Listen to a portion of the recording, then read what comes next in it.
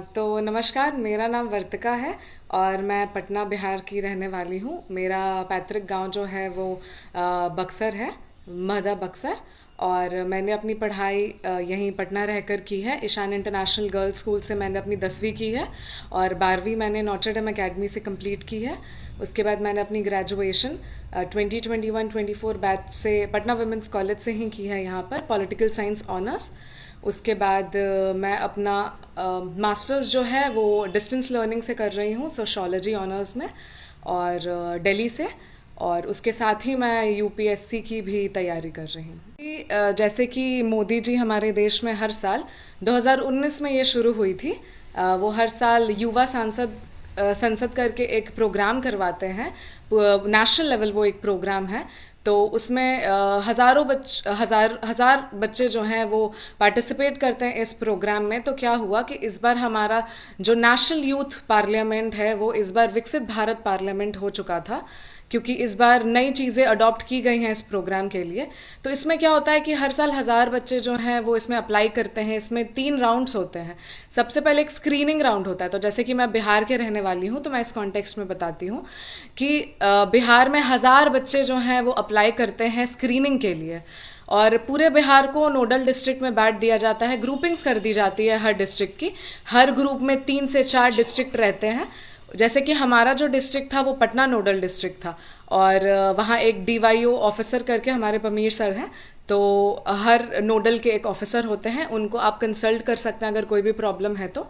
उसके बाद मेरा जो नोडल डिस्ट्रिक्ट था वो पटना था, और उस नोडल में 3 डिस्ट्रिक्ट आते हैं, पटना, अरवल, नालंदा, और चौथी भी, सॉरी, जहानाबाद भी आती है। 4 डिस्ट्रिक्ट हमारे नोडल में दिए गए थे। तो आप अपना एक वीडियो बनाने हमें मिला था, हमें टॉपिक मिला था कि व्हाट डज विकसित भारत मीन टू यू, मतलब विकसित भारत का मतलब क्या है आपके लिए। उस पर हमें 1 मिनट का वीडियो बनाना था। फिर हमने वो वीडियो डाला।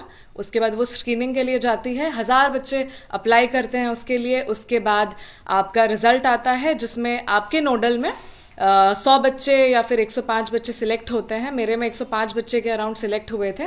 उसके बाद हमारा डिस्ट्रिक्ट राउंड होता है। तो इसी तरीके से जैसे मेरे नोडल में चल रहा है वैसे ही दूसरे नोडल में भी ये प्रोग्राम चलते रहते हैं। इस तरीके से 1400 बच्चे सिलेक्ट होते हैं। फिर वो डिस्ट्रिक्ट राउंड में जाते हैं और हर डिस्ट्रिक्ट राउंड में 10 बच्चे सिलेक्ट होते हैं। तो हमारा जो टॉपिक भी है वो हर राउंड में चेंज होते रहता है।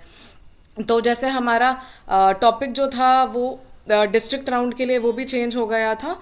और 1 नेशन 1 इलेक्शन, हमारा एक राष्ट्र एक चुनाव टॉपिक था कि इससे कैसे हम विकसित भारत बना सकते हैं, ये हमारा टॉपिक था। उसके बाद हमारा डिस्ट्रिक्ट राउंड हुआ। हमारे में 105 बच्चे थे। उसके बाद उनका कंपटीशन हुआ, उसमें से उसी समय 10 बच्चे सिलेक्ट हुए। तो उस तरीके से बिहार में 14 नोडल डिस्ट्रिक्ट है। तो हर डिस्ट्रिक्ट से 10-10 बच्चे सिलेक्ट होकर अब स्टेट राउंड के लिए आए, जहाँ पर बिहार विधानसभा में हमारा कंपटीशन हुआ था, जहाँ हमारे अध्यक्ष जो हैं बिहार विधानसभा के नंद किशोर यादव और भी मंत्री वहाँ पर मौजूद थे, जूरी मेंबर थी, उनके मौजूदगी में हमारा कंपटीशन हुआ, जहाँ पर पूरे बिहार से 140 बच्चे आए थे स्टेट राउंड के लिए, जो कि तीसरा राउंड है। और वहाँ पर फर्स्ट सेकेंड थर्ड मतलब वहाँ पर डिक्लेयर होता है, और फर्स्ट सेकेंड थर्ड जो बच्चे होते हैं उनको दिल्ली पार्लियामेंट में जाना होता है बिहार को रिप्रेजेंट करने के लिए। ऐसे ही हर स्टेट से मतलब बच्चे आते हैं। तो ऐसा हुआ कि हमारा कंपटीशन चला, सुबह से लेकर रात तक चला, 10 बजे रात में ख़त्म हुई। उसके बाद रिजल्ट आया तो मैं वहाँ फर्स्ट आई थी, और जो सेकंड थे वो अरवल के हैं, मेरे ही नोडल के, रतिकेश उनका नाम है, और शर्जिल करके हैं एक लड़के, वो भी जहानाबाद के, वो तीसरे स्थान पर थे। फिर हमारा 29 को ख़त्म हुआ बिहार विधानसभा में ये, और हमें 31 को ही दिल्ली के लिए निकल जाना था, क्योंकि हमारा प्रोग्राम वहाँ 1 से शुरू हो चुका था। तो वहाँ देश भर से बच्चे आए थे, हर स्टेट और यूनियन टेरिटरी से बच्चे आए थे, 3-3 बच्चे। तो ऐसे करके टोटल 108 बच्चे वहाँ थे। और फिर हमारा 2 दिन वो कार्यक्रम चला। वहाँ पर इस बार हमारी थीम जो है वो थोड़ी बदल गई थी कि पहले क्या होता था कि जो भी विनर होता था हर स्टेट का और यूनियन टेरिटरी का, वो वहाँ जाके जो टॉपिक मिल जाता था उन्हें, उन पे स्पीच उन्हें देना होता था। पर इस बार क्या हुआ कि हमारा मॉक पार्लियामेंट हुआ। मॉक पार्लियामेंट जैसे कि हमें सांसद की तरह वहाँ बिहेव करना होता है। आप संसद में बैठे हैं, आपको मंत्री बनाया जाएगा, आपको अपोजिशन मतलब मिलेगा। तो मुझे जो है वो मिला था, मुझे अपोजिशन। मैं एक एमपी की तरह वहाँ पर मतलब मुझे सवाल करना था, वो भी महिला एवं बाल विकास मंत्रालय से, जो कि यूपी को मिला था। तो मुझे मुझे उनसे सवाल करना था महिला सशक्तिकरण के ऊपर, विमेन एम्पावरमेंट के ऊपर। तो मैंने उनसे वही उस मुद्दे पे 3 मिनट में मुझे सवाल उनसे करना था लिखकर। हमें समय बहुत कम मिला था क्योंकि हम बस पहुंचे थे और ये सब सारी चेंजिंग्स हो गई थी, तो उस हिसाब से हमें बहुत कम समय मिला तैयारी करने के लिए। बट फिर भी हमने जितना हो सकता था उतना दिया। सभी बहुत खुश हुए देखकर।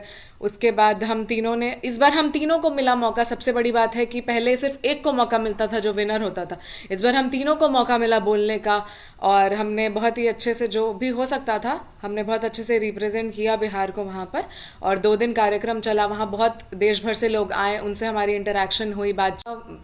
जैसे कि मुझे विपक्ष मिला था और मुझे महिला एवं बाल विकास मंत्रालय से सवाल करना था, तो मुझे लगता है कि ऑपोजिशन, विपक्ष का सबसे बड़ा रोल होता है गवर्नमेंट पे चेक रखने के लिए।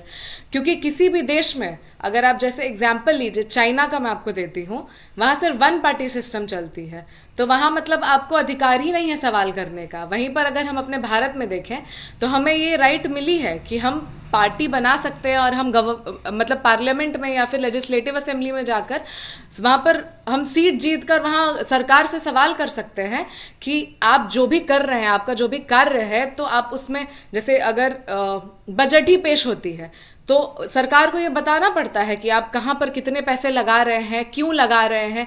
अगर ऑपोजिशन नहीं होगी तो वो तो कहीं भी खर्च करेंगे, उन्हें तो किसी को बताने की ज़रूरत नहीं है। तो जो अकाउंटेबिलिटी होती है, जो ट्रांसपेरेंसी होती है, वो कहाँ से आएगी?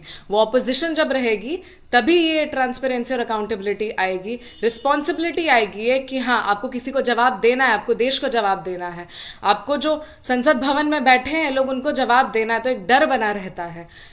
देखिए, ऐसा कुछ नहीं है। मेरा मानना है कि अभी मैं बात का नहीं बोल सकती अभी, क्योंकि फ्यूचर का कोई नहीं जानता है। अभी मेरा सिर्फ एक मकसद है प्रेजेंट में रह के, कि मुझे अभी ब्यूरोक्रेसी में जाना है, मुझे यूपीएससी निकाल कर एज एन आईएएस ऑफिसर सर्व करना है अभी अपने कंट्री को। तो मेरा अभी के लिए ये मकसद है। आगे का मैं अभी नहीं बता सकती हूँ कि मैं राजनीति में जाना चाहूँगी या फिर नहीं, बट अगर मौका मिला तो मैं ज़रूर देखूंगी। लेकिन अभी मैं श्योरिटी के साथ नहीं बता सकती हूँ कि मैं जाऊँगी या नहीं जाऊँगी।